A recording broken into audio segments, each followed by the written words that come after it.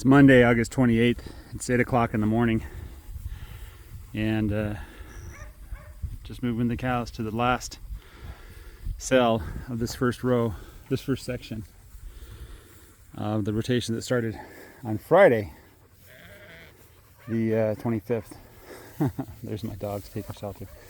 It is technically about 80 degrees, but we have a nice cool breeze blowing from the north, so it feels like I'm cheating. Doesn't feel like a real 80 degrees. Oh, there's some cows back there. I guess they're getting water. You know. Hey there, Nutmeg. And anyway. So the trailer, the regulator stopped working on the propane gas. So we weren't able to use propane gas inside the trailer to cook food. We had to rely on the barbecue grill to do the grilled foods, and sales just weren't that great, and our customers aren't happy. The food that they come for is not a food that we offer unless we have that regulator working. And so I've ordered a new one. Hopefully this one's not a piece of crap like the last 3 or 4 that I had were. But I was going to start ranting about China, but really it's not China that's the problem. And China just doing China things, right? It's like asking a dog to be a cow. The issue is that there's people that are trying to make a few bucks. They're selling out their own country, you know. Back Civil War was started, one of the reasons, of the many reasons, was that the North was forcing the South to buy manufactured goods from the North by imposing heavy tariffs on imported manufactured goods. The reason why the North was adamant that we had to do that was they didn't want to become dependent upon European manufacturers. They wanted to be able to produce all the things that their economy needed themselves. There's another country that has a similar idea today. It's called North Korea. They call it Juche, right? The idea is that you need to be independent, able to sustain yourself, you know. That's not a bad idea. Globalism is, I think it's a failed philosophy. The idea was that somehow we could bring world peace. We can have peace on earth here if everybody just traded with each other. We treated each other equally. We didn't favor ourselves, our own nation, our own people, our own kindred over strangers, right?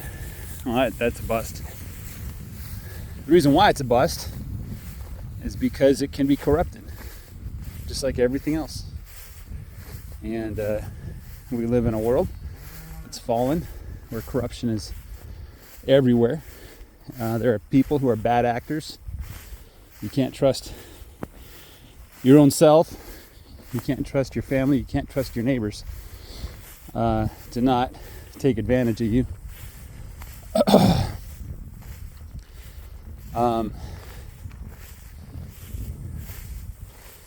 And the idea that we can somehow trust people halfway across the world who don't even know who we are and have no clue about our lifestyle, our ethics, or anything like that is just laughable at best. I put up this wire here to hopefully keep the cows out of the water. I stepped on that and broke it while I was on vacation. I lost a lot of water because of that. But hopefully this new one I'm getting, I'm paying a premium for it. And I don't know if it's American made, but hopefully it's American quality. You know.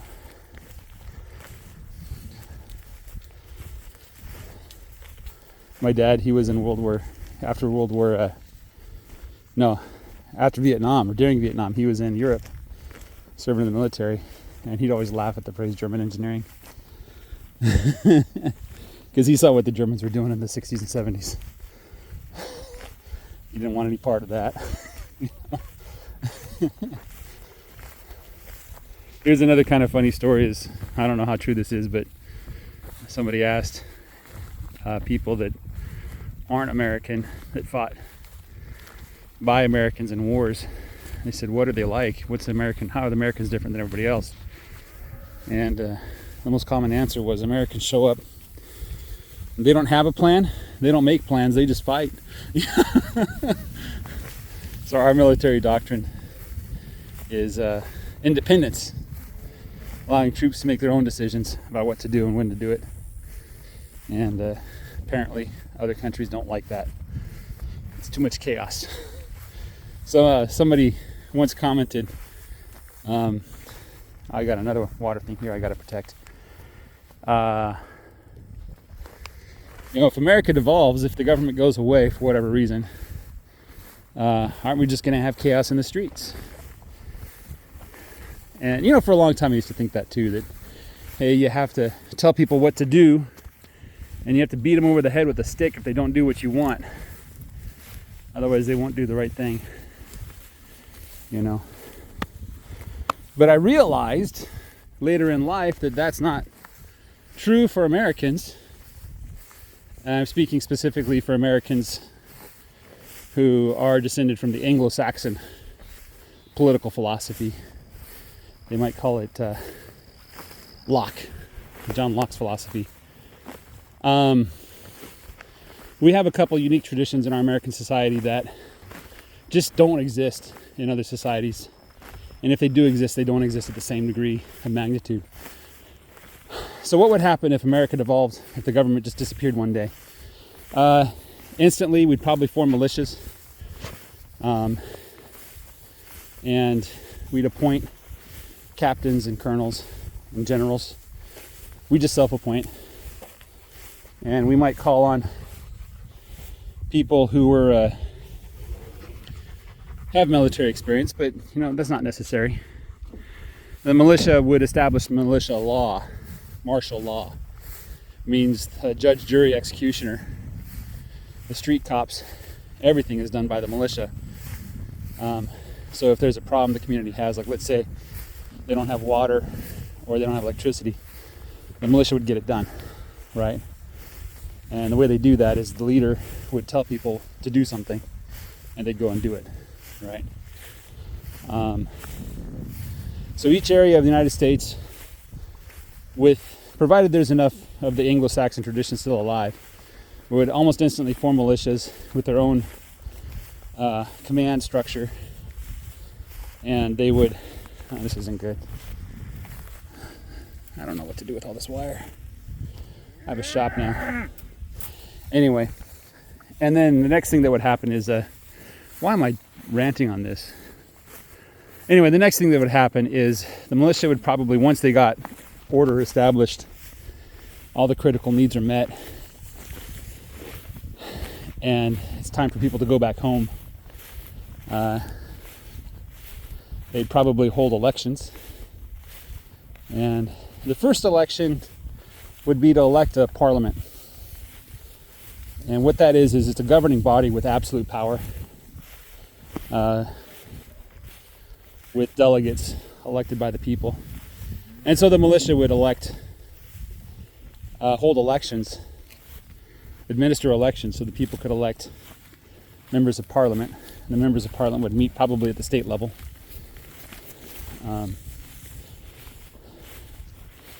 And then they would turn over the keys of government to the parliament with probably two directives. Number one, don't screw it up. And number two, establish a constitution, right? So at that point, the parliament would meet, take authority from the militia. Hopefully the militia commanders would turn it over willingly. They will, they're just the only way. And then the parliament would start administering. They'd appoint officials and stuff like that to administer different parts of the government and ensure public order. And then we'd have to come up with a constitution, so they'd probably send delegates to a constitutional convention, much like we did in Philadelphia. I think it was 1784 when we started the convention, and 1786 when it was finally ratified. And then from there, we just repeat history. Some people say, hey, we just need to establish the Constitution as written. Some people say we need to go back to the original Constitution with no amendments, start over again.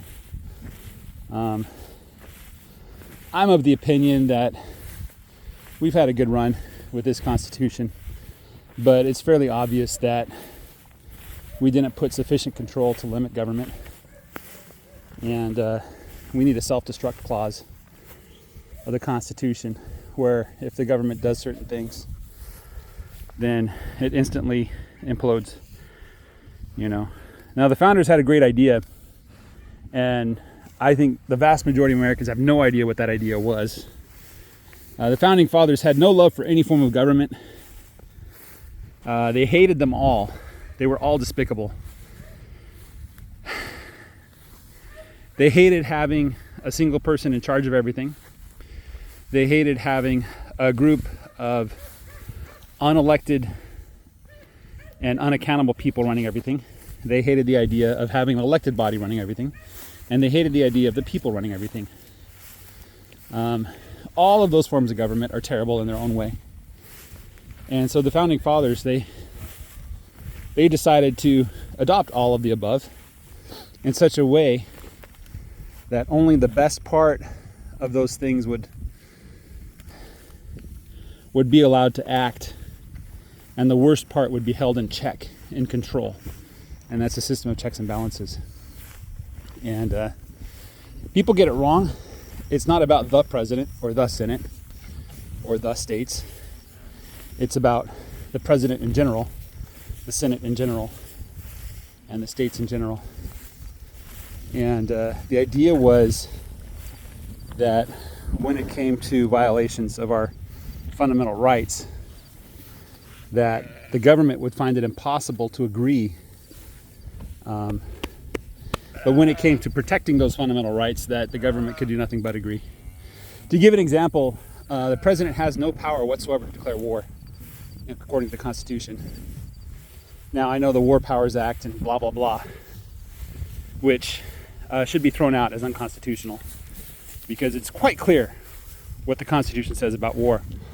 If we're going to mobilize our troops for war, then there must be a declaration made by Congress. And who's Congress? Well, it's the representatives that are elected by the people, and it's the senators, which are appointed by the states. They were never meant to be elected. Repeal that amendment. And if the states and the people agree that war is desirable, then they'll issue a declaration of war. And then at that point, the president basically takes full command of everything. As we saw with President Lincoln, the country is willing to tolerate violations of the Constitution during times of war.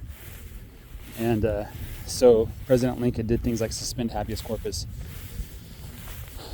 which, if you don't understand why that's a big deal, they would find a traitor, someone committing treason in the North, and then they would take that person and put him on trial with the evidence that they have that he's a traitor. And then a court halfway across the United States would say, hey, I don't think you guys are doing it right. Deliver me the body. We're going to take a look to see if this case is being rightly heard. And it's a way for courts to cancel courts. And the law of the Constitution is, if any court in the United States basically says, give me the body, show me that you're doing the trial properly, that it's can't be stopped, right? And so courts can't go corrupt, because the other courts could call them to the carpet. And at the very least, they can take the person who's accused and set them free, outside of their jurisdiction, as kind of a way to get immunity to the false accusations. So Lincoln suspended habeas corpus. He said, no, we're not doing that. And he did so not with a constitutional amendment or with a resolution by Congress, but he just did it on his own. And his justification for that was, A, we're at war, and B, I'm in charge. And since we're at war and I'm in charge, I get to do whatever I want. Same thing for the Emancipation Proclamation. He had no authority whatsoever to do that, except for expediency, right? The fact that it helped us win the war quicker. And where did they get this idea that the president can basically do whatever he wants? Well, the president is a dictator. He is an autocrat. He is put there because government from time to time will devolve on its own because there's no one to tell it what to do. And in ancient Rome, they would appoint consuls, which basically had dictatorial powers. And in times of big crisis, they would appoint dictators. And so for a period of time, the dictator could do whatever he wanted. And he had the full authority and support of the government to do so, without question. Now, granted, after that time ended, people would do retrospective. They would look at things that the dictator did or the consul did and say, hey, you know, when you did this, this, and that, it wasn't legal. And people don't like it, right? And that's kind of how the Romans did business, right? And Julius Caesar was a threat. He's probably one of the most misunderstood characters in history. Julius Caesar was a friend to the Republic, and he, in multiple occasions, demonstrated his love for the Republic. And his great crime is that he loved the people. What is that? Is that like a flower pot or something? I don't know. His great crime was that he loved the people. And so he was going to introduce reforms during his period as dictator. Remember, the events were that after he came back, he crossed the Rubicon with his army. He defied Roman law and custom. And then one of his friends offered him a crown, and he refused it. And that was a symbolic gesture indicating that he did not intend to be king, even though he had power to become king of Rome. But Julius Caesar then began the process of reorganizing the government and fixing some institutions that had gone awry. And one of the reforms that I remember most is that he said, if you have land, if you have land and you're not using that land for anything, then you have to basically give up that land and allow people to buy it. And there's nothing more that the Roman aristocracy hated than the idea that plebeians should be able to own land. The way to political power in Roman society, by the way, was by owning land and producing crops, right? They'd measure your worth based on how much food you produced each year. And so Julius Caesar wanted to give the means of political power to the people. And there were some indications that he wanted to allow other people besides the patricians, the families that have been running Rome for who knows how long. He wanted to allow them the same privilege of ascending in political rank that the patricians had. And for that crime, he was murdered. And of course, the cover story was that he was going to set himself up to be a king or a dictator or something like that, when it wasn't so long ago that Sulla was dictator of Rome. And I don't think there's anybody hated more in Roman history than Sulla. As dictator, he abused his power. And the joke was that if you were found owning property that Sulla wanted, you were guilty of treason. Nevertheless, the Romans saw Sulla as a necessity. And even though he was as corrupt as he was, mission accomplished.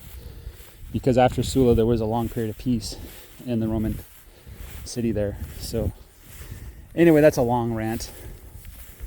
But if government were to dissolve or lose its authority, its right to govern, which it never had, it was always given permission to rule by the people, then the people themselves can muster, form militias, appoint leaders, and continue from there.